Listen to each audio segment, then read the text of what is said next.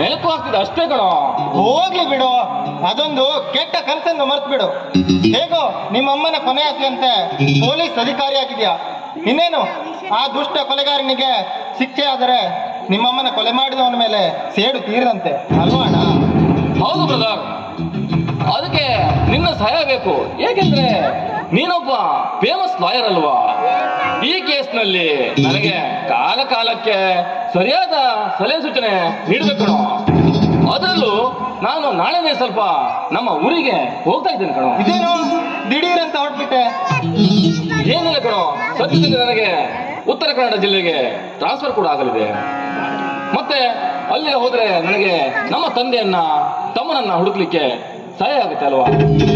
ಹಾಗೂ ಯಾವಾಗಲೂ ನಾನು ಹೇಳ್ತೀನಲ್ಲ, ಸುಶಾಂತ್ ನನ್ನ ಬಾಲ್ಯದ ಸ್ನೇಹಿತ ಅಂತ, ಅವನು ಸಿಕ್ಕಿದ್ರೆ ತುಂಬಾ ಒಳ್ಳೇದಾಗುತ್ತೆ ಕಣೋ ನನ್ನ ತಂದೆನ ಹುಡುಕ್ಲಿಕ್ಕೆ. ಆಮೇಲೆ ರಮಣ, ಇನ್ನು ಸಂಚಿತ ಅಂತ ಹೇಳ್ತೀನಲ್ಲ, ಗೊತ್ತಾ? ಯಾಕೋ ನಿಲ್ಸ್ಬಿಟ್ಟೆ? ಹೇಳೋ, ಪರವಾಗಿಲ್ಲ. ಹಾಗೇನಿಲ್ಲ ರಮಣ. ನೋವಾ? ಇಲ್ಲ, ಹಾಗೇನಿಲ್ಲ ರಮಣ. ನಾವು ಚಿಕ್ಕಂದಿರುವಾಗ ಜೊತೆಯಲ್ಲಿ ಆಟ ಆಡಬೇಕಾದ್ರೆ ಪ್ರೀತಿಯ ಆಟವನ್ನು ಆಡ್ತಿದ್ವಿ. ಅದರಲ್ಲಿ ನನ್ನನ್ನೇ ವರದನಾಗಿಯೂ ಸಂಚಿತಾಳನ್ನ ವಧುವನ್ನಾಗಿ ಮಾಡ್ತಿದ್ದೆ ಕಣೋ. ಅಷ್ಟೇ ಕಣೋ, ಮತ್ತೇನಿಲ್ಲ. ನೀನು ಏನೇನೋ ಕಲ್ಪಿಸ್ಕೋಬೇಡ ನನ್ನ ಬಗ್ಗೆ.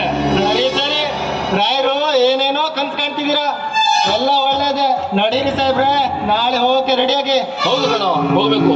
ಅದರಲ್ಲೂ ಏನು ಕೂಡ ನಮ್ಮ ಈ ನೌಕಾಪಡೆಯವರು ಭಾರತೀಯ ಸೇನಾಪಡೆಯ ಭದ್ರತೆಗೋಸ್ಕರ ನಮ್ಮ ಜಿಲ್ಲೆಯ ಹಲವು ತಾಲೂಕುಗಳನ್ನ, ಅದರಲ್ಲೂ ನಮ್ಮ ಊರನ್ನು ಕೂಡ ಎಕ್ಯುಪೈಡ್ ಮಾಡಿದ ಕಣೋ. ಎಲ್ಲ ಜನರು ಈಗ ನಿರಾಶ್ರಿತರಾಗಿ ಎಲ್ಲೆಲ್ಲೋ ಹೋಗಿ ಮನೆ ಕಟ್ಕೊಂಡಿದ್ದಾರೆ. ಅದರಲ್ಲಿ ನಮ್ಮ ತಂದೆ ತಮ್ಮನೂ ಕೂಡ ಹಾಗೂ